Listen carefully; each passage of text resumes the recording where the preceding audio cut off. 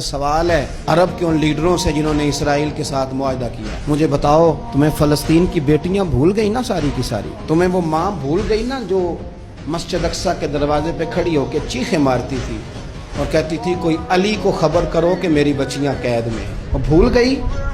تمہیں وہ بہن بھول گئی نا جس پر شراب کی بوتل انڈیڑتے تھے اسرائیل کے فوجی؟ وہ آپ کو ابھی بھی ویڈیو مل جائے گی، وہ انڈیلتے تھے شراب کی بوتلوں سے، پکڑتے تھے، دست درازی کرتے تھے، اور وہ بیٹی کہتی تھی یا رحمت اللہ۔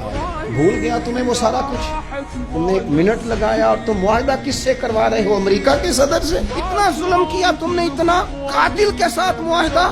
کیا سمجھتے ہو فلسطین والوں کا کوئی والی وارث نہیں؟ سنو، میرے رسول کریم صلی اللہ علیہ وسلم نے فرمایا میرا کوئی مالدار امتی دنیا سے چلا جائے، پیسے جائیدادیں چھوڑ کے جائے تو اس کی اولاد میں بانٹ دینا، لیکن اگر اس کے ذمہ قرضہ ہو تو میرے پاس آ جانا، میں اپنے امتی کا قرض ادا کروں گا۔ جس کا کوئی وارث نہیں ہوتا مدینے والا اس کا وارث ہوتا ہے، میں قرض دوں گا اپنے امتی کا۔ کیا سمجھتے ہو فلسطینی لاوارث ہے؟ صبح قیامت نبی پاک تم سے سوال کریں گے، تمہیں اللہ کے حضور حاضری دینی ہے۔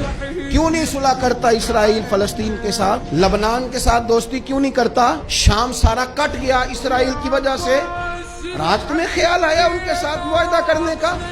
ہمیں سبق پڑھاتے ہو خدا سے ڈرو، اور پھر اقبال کہتے ہیں مسلمانوں سے مایوس نہ ہونا، حکمرانوں سے زیادہ امیدیں بھی نہ لگانا۔ وہ جو چھوٹے چھوٹے لوگ نکلے تھے نا صحرا سے، بظاہر غریب تھے، بظاہر ان کے پاس مال نہیں تھا، وہ خالد بن ولید جیسے، وہ سعد بن ابی وقاص جیسے، بظاہر ان کے پاس زیادہ اسلحہ نہیں تھا۔ اقبال کہنے لگے مایوس نہ ہونا، یہ نہیں کہنا بن کچھ نہیں سکتا، فرمانے لگے رات میں نے سنا ہے فرشتے آپس میں باتیں کر رہے۔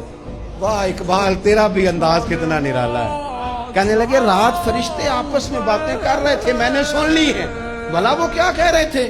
یہ سارے لوگ نا خالد بن ولید، سعد بن ابی وقاص، یہ صحرا کے رہنے والے، اور اس وقت کی سب سے سپر پاور روما کہلاتی، الٹ پلٹ کے رکھ دی ساری رومی سلطنت۔ تو اقبال کہنے لگے رات فرشتے آپس میں باتیں کر رہے تھے کہ سنا ہے پاکستان کے، ہندوستان کے مسلمان جوان مایوس ہو گئے۔ کہنے لگا نہ مایوس ہونا، نکل کے صحرا سے، جس نے روما کی سلطنت کو الٹ دیا تھا، نکل کے صحرا سے۔ گرمی دیکھو اس شیر کی، ولولہ دیکھو اس مرد کا جو مصور پاکستان ہے، نکل کے صحرا سے جس نے روما کی سلطنت کو الٹ دیا تھا، سنا ہے میں نے یہ قدسیوں سے، وہ شیر پھر ہوشیار ہوگا۔